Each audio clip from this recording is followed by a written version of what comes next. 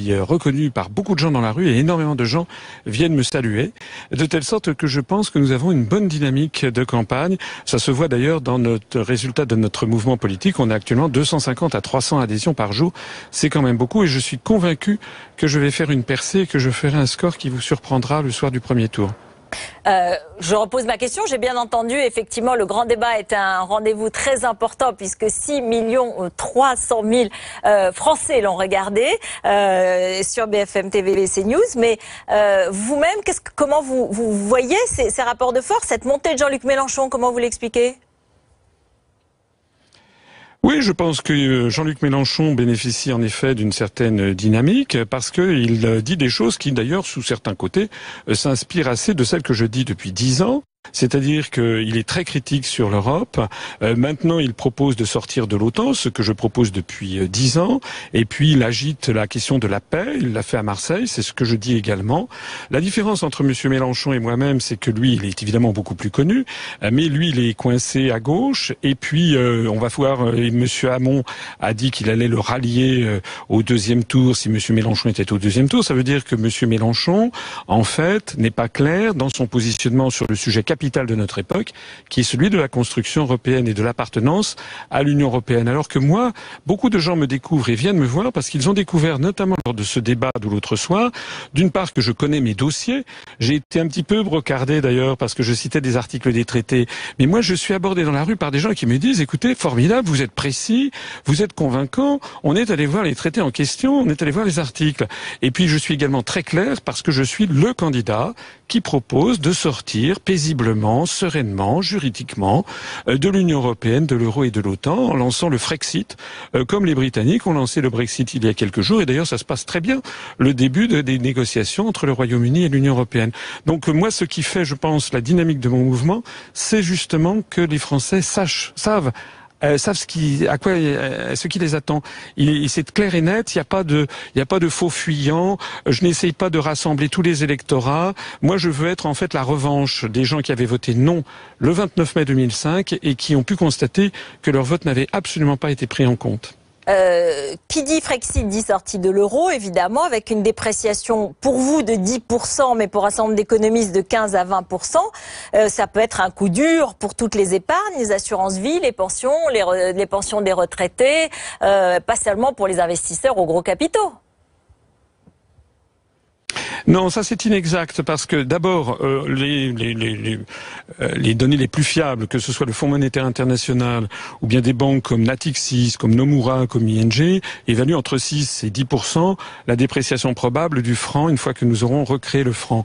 Mais je voudrais insister auprès de toutes les personnes qui sont inquiètes sur le fait que ça n'influera en rien le montant des dettes, de leur endettement ou le montant de leurs créances. Il y a un principe général de droit qui s'appelle la lex monetae et qui fait que lorsqu'un pays change de monnaie, toutes les dettes qui ont été contractées dans le droit national sont converties dans la nouvelle monnaie.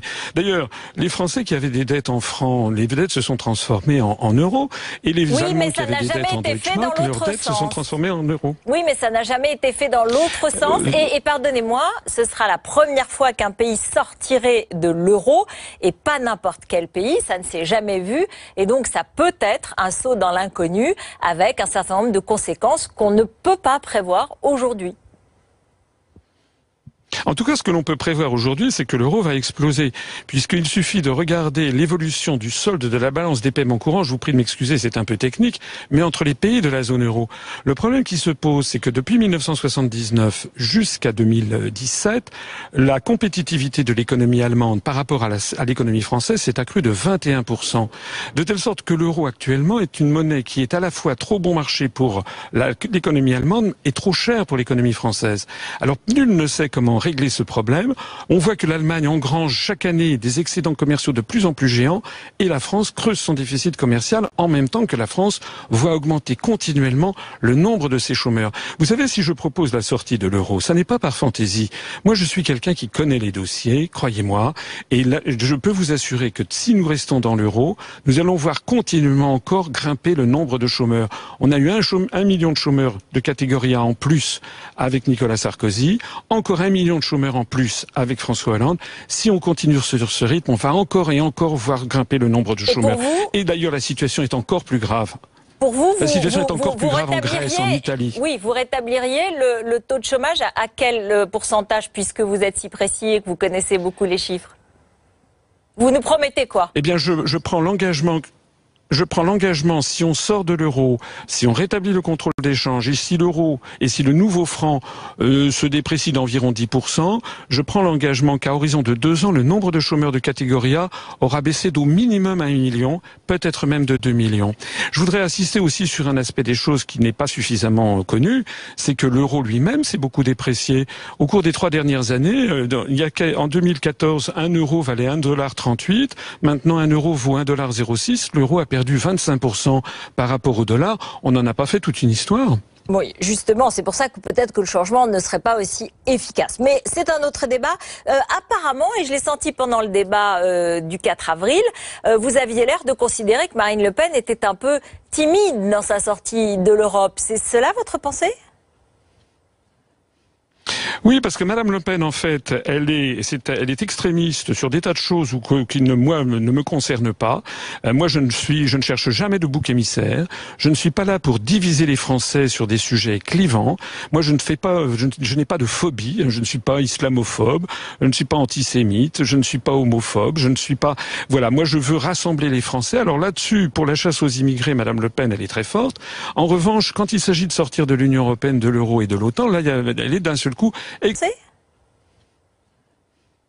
Oui, parce que Madame Le Pen, en fait, elle est extrémiste sur des tas de choses qui ne me concernent pas. Moi, je ne cherche jamais de bouc émissaire. Je ne suis pas là pour diviser les Français sur des sujets clivants. Moi, je n'ai pas de phobie. Je ne suis pas islamophobe. Je ne suis pas antisémite. Je ne suis pas homophobe. Je ne suis pas, voilà. Moi, je veux rassembler les Français. Alors là-dessus, pour la chasse aux immigrés, Madame Le Pen, elle est très forte. En revanche, quand il s'agit de sortir de l'Union européenne, de l'euro et de l'OTAN, là, elle est d'un seul coup. Et jamais de bouc émissaire. Je ne suis pas là pour diviser les Français sur des sujets clivants. Moi, je n'ai pas de phobie. Je ne suis pas islamophobe. Je ne suis pas antisémite. Je ne suis pas homophobe. Je ne suis pas, voilà. Moi, je veux rassembler les Français. Alors là-dessus, pour la chasse aux immigrés, Madame Le Pen, elle est très forte. En revanche, quand il s'agit de sortir de l'Union européenne, de l'euro et de l'OTAN, là, elle est d'un seul coup extrêmement timorée.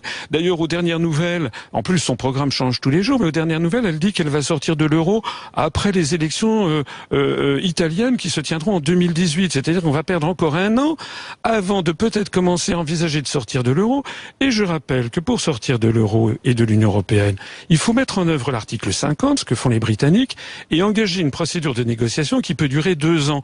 Ça veut dire qu'avec Madame Le Pen, dans 3 ans, on y sera encore. Qu'est-ce que c'est que cette histoire? Non, nous, si je suis élu, je l'ai déjà dit, eh bien, très rapidement, je mettrai en œuvre, tout de suite d'ailleurs, je mettrai en œuvre l'article 50. Et comme donc, je l'ai déjà dit aussi, il ne faut pas que les Français aient peur. Juste un mot, Monsieur Asselineau. Oui, ça pourra prendre 1 an et demi ou 2 ans. Comment jugez-vous la polémique qui a été lancée justement, Madame Le Pen considérant que la France n'était pas responsable de l'arrestation des arrestations du Veldiv? Il y a un instant, Jean Lassalle, qui était l'invité d'Olivier Truchot, a regretté cette déclaration de Marine Le Pen. Il a fustigé ses propos en disant qu'il divisait les Français. Quel est votre avis? C'est exactement mon avis, ce que j'ai dit ce matin sur France Inter. Ce sont des gens de polémique tout à fait inopportunes. Vous savez bien qu'il y a 2 façons de voir l'histoire. Il y avait l'idéal gaullien qui avait dit que la légitimité de la France s'était réfugiée à Londres, et donc c'est de ce point de vue-là qu'il déclinait la responsabilité. Et puis il y a aussi la réalité des faits, c'est-à-dire que ce sont quand même des fonctionnaires français qui ont participé à ces abominations, et donc le revirement qu'avait fait Jacques Chirac en reconnaissant la responsabilité. Personnellement, je trouve que ça fait partie de ces sujets odieux qui divisent totalement inutilement la population française au moment où on doit les rassembler. J'ajoute d'ailleurs que le devoir du président de la République, c'est de rassembler les Français, c'est d'assurer par son arbitrage le fonctionnement régulier des pouvoirs publics, c'est de rassembler les Français, ne pas les diviser. Encore une fois, Madame Le Pen, comme son père, divise les Français sur des sujets, c'est très très inopportun et très inutile. François Asselineau, apparemment un de vos amis, un membre de votre parti sur Télé Lyon Métropole, s'est opposé à l'idée d'une sécurité européenne et il a vu, je cite, derrière l'idéal européen, la main des multinationales allemandes et américaines, les mêmes qui ont financé le Troisième Reich, a-t-il dit. C'était les multinationales allemandes et américaines qui, à l'origine, avaient même financé Adolf Hitler pour jeter les bases d'une nouvelle Europe. Ce n'est pas du complotisme, ce sont des informations historiques. Allez vérifier, a-t-il dit à nos confrères de Télé Lyon Métropole. Comment réagissez-vous ? Oui, alors on peut faire des recherches historiques. C'est vrai qu'il est intéressant pour les téléspectateurs d'aller se renseigner, par exemple, sur le parcours de Walter Hallstein, le premier président de la Commission européenne, celui qui avait conçu le traité de Rome. En fait, c'est tout à fait une vérité historique, a été l'un des juristes d'Adolf Hitler qui avait été négocié le projet de Nouvelle Europe avec Mussolini après les accords de 1938. D'ailleurs, Walter Hallstein avait ensuite été arrêté par les Américains à Cherbourg en 1944, avait été transféré aux États-Unis et là il avait suivi des camps, il avait été à Camp Como notamment avant de revenir en Allemagne. Enfin ça c'est de l'histoire, vous savez les Françaises qui veulent surtout maintenant c'est du concret. Mais donc vous regrettez ces propos, ces propos et vous regrettez que justement ils puissent apparaître comme pour critiquer à tout prix l'Europe aussi des propos diviseurs et des propos qui renvoient à des périodes qu'on a un peu soldées tous en fait. Vous y revenez vous aussi? Oui, c'est sans doute maladroit de le rappeler, mais il y a quand même un fond juridique, un fond historique qui n'est pas faux derrière. Il est vrai que les origines de la construction européenne. Non, mais j'ai bien compris, mais vous regrettez ces propos ou pas? Vous regrettez ces propos ou pas? Je pense qu'actuellement, c'est assez inopportun d'évoquer ces questions. Actuellement, je le dis, ce qui manque, ce que les Français veulent savoir, c'est qu'est-ce qui va se passer, par exemple, pour leur emploi. Qu'est-ce qui va passer pour leur niveau de vie? Moi, je propose de porter à 1 300 € net par mois le SMIC. Je propose aussi de sortir beaucoup de Français âgés de l'indigence. Actuellement, il n'est pas normal que les retraites soient en dessous du seuil de pauvreté. Je propose de passer les retraites à 950 € par mois. Je propose également de lutter enfin efficacement pour la protection de l'environnement. Et ça passe notamment par protéger nos agriculteurs d'une concurrence féroce venue notamment de l'Union européenne, de pays où il n'y a pas de SMIC horaire dans l'agriculture.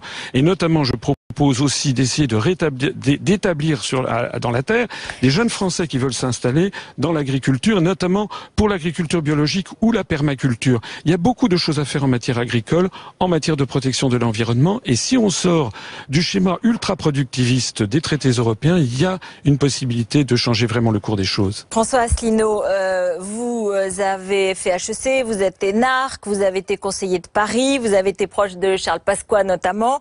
Vous voyez l'aspiration au renouvellement des Français. Vous considérez que vous êtes une proposition renouvelant la vie politique, sincèrement ? Écoutez, en tout cas, ce qui est certain, c'est que je suis, je crois, la seule vraie nouvelle tête parmi les 11 candidats, la seule vraie personnalité que personne ne connaissait. Par ailleurs, je ne suis pas un politicien de formation. Je n'ai pas passé ma vie dans des mouvements politiques. Je suis un haut fonctionnaire. Je crois que je suis quelqu'un d'honnête. Je n'ai pas d'affaires qui tintinabulent à mes basques. Je ne rémunère pas mon épouse, n'est-ce pas, comme attaché parlementaire. Je suis quelqu'un d'honnête, quelqu'un de fiable, quelqu'un de serein, quelqu'un de très républicain. J'en profite pour rappeler que notre mouvement a été classé par le ministère de l'Intérieur en liste divers, c'est-à-dire au-dessus du clivage droite-gauche. Et comme le programme que je propose insiste beaucoup sur la nécessité d'assurer la justice et l'égalité sociale entre les Français, de rétablir les grands services publics à la française, avec notamment les renationalisations ou les interdictions de privatiser des grands services publics comme EDF, GDF, La Poste, la SNCF, les sociétés d'autoroutes et d'adduction d'eau, eh bien ça amène à notre mouvement des Français de tous les horizons et aussi beaucoup de Français de gauche qui se rallient à ce mouvement politique nouveau en plein essor. J'ai une dernière question, Else, pour une réponse très brève. On a beaucoup parlé de la Syrie, vous voulez sortir de l'OTAN. Est-ce que ça veut dire qu'il faut rentrer dans une forme d'alliance avec Vladimir Poutine ? Non, il s'agit pas d'avoir une alliance avec Vladimir Poutine. Moi, je veux que la France retrouve ce qu'elle était du temps de Charles de Gaulle, c'est-à-dire une puissance non alignée. Voilà. Je ne veux pas que la France appartienne à l'OTAN, mais il ne s'agit pas de passer une alliance avec Vladimir Poutine les uns ou les autres. Il s'agit d'entretenir des bonnes relations avec le plus grand nombre possible de pays du monde, et surtout ce que je voudrais au 3e millénaire, c'est que la France se fasse le porte-parole du droit international, notamment à l'Organisation des Nations Unies, et également qu'elle entretienne, qu'elle renoue des relations de confiance et de plus grande proximité avec l'Organisation internationale de la francophonie. Merci beaucoup, merci d'avoir été en direct avec nous. Donc François Asselineau ce soir sur BFM TV. Demain, ce sera Nicolas Dupont.